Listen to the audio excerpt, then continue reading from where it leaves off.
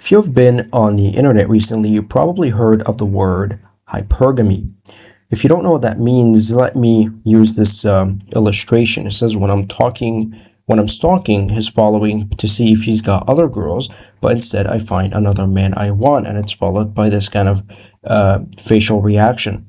Another one is this cute puppy. It says LTN puppy cries after learning of hypergamous foids. Foids, of course, being slang for the word female. Okay. Now, on the surface, this might seem bad for men, but I'm here to actually tell you why this paradoxically might be good. And to understand why, you have to actually understand the core of what hypergamy is. Hypergamy is a pattern that you see in all animals, okay? You see it in all animals. So there's a tendency in any animal to look for the best mate in their group, okay? To take the example of a bird, for example. If there's this bird and he's got a big nest and he's got a lot of food that he probably got from like a nearby bird feeder or something, then all the little female birdies are going to want to interact with him. They're going to want to be with him. Okay, it's a natural kind of reaction. You want your kids to have food. You want to be safe and have a big nest. So it's a natural reaction. So at its core, the idea of hypergamy is the tendency of all living beings to carry out valuations. We as humans, we're constantly carrying out valuations of the world around us, like institutions around us, or like people. Who our friends are, who our family are, who we might mate with, or ideas like religion and ideology. What religion should we follow, or what political ideology? So at its core, a major mark of a human is the ability to carry out valuations, and hypergamy is a part of that. The only issue with hypergamy is just incorrect valuations. Okay, so to take this example of a guy, you can look at this guy. He seems to have like a chiseled kind of jawline. He's taller than this other puny guy. Let's give him like a big car as well, because why not? It's like a big nice car. So on the surface, if I'm a woman, let's draw this woman. Let's call her, I don't know, Jackie or Jessica or something. So if you're a woman and you're looking at this, you might think that the taller guy with the big car, who's, right now he's rich probably, and the other guy's kind of poorer, that this is the correct choice, okay? But this is the core of the problem of hypergamy. It is looking at the surface instead of looking at the potential valuation of something. To understand this, you can look at venture capital firms, okay? Venture capital firms, they can look at two companies, okay? I don't know what I wrote here, but they can look at two companies, okay? One might be making an X amount of profit right now, and one might be making a negative amount of profit right now.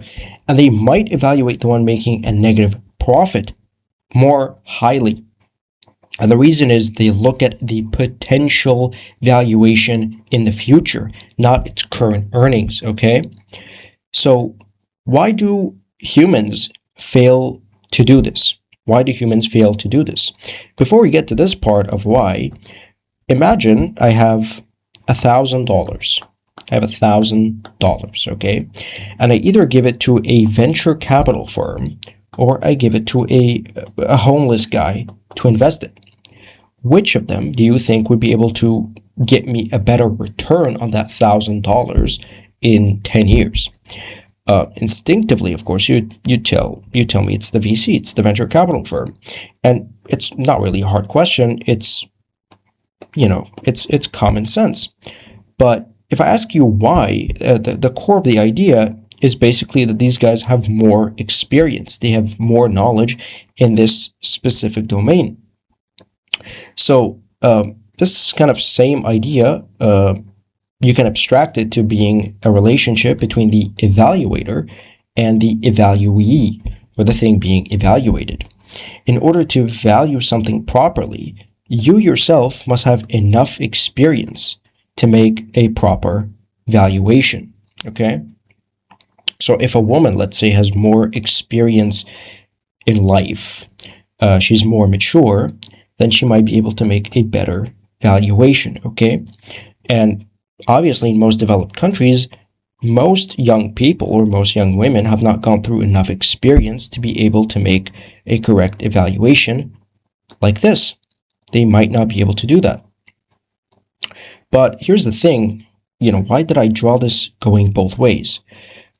Paradoxically, if you're someone making the evaluation and you're a mature person, you would pick something that is valued goodly or valued well. You would pick something that is itself mature and has potential. So the thing that you're evaluating must also be mature and has potential. And this is really the end of my argument, and you're going to see what it's all building up to. If you're a mature evaluator, you must pick a mature evaluee, whatever you want to call it, the thing being evaluated. So if you're, a guy, let's abstract this idea further to this. If you're a guy that cares about hypergamy in its internet meaning, you care about women that make incorrect valuations, that relationship is symmetric, meaning if they are immature, like we have established, then that itself is mirrored onto you. You yourself must also be immature. And when you think about this conclusion, it sort of makes sense, okay? If you're somebody who's a blue-collar worker, you work in a construction job, you're somebody who lives in a poor country in like Asia or Africa, you would not be thinking about hypergamy. But if you're a guy that didn't do much in his life, who's, probably doesn't have that much life experience, then you're probably also immature. So the reason hypergamy, you can look at the whole thing right now, the reason hypergamy might be good is it's actually a good indicator of where you are in life. If you care about it in its internet sense, you might also be as immature as the people you're criticizing, okay? And this is the crux of my argument. This is the core of my argument. You can screenshot it to study it later.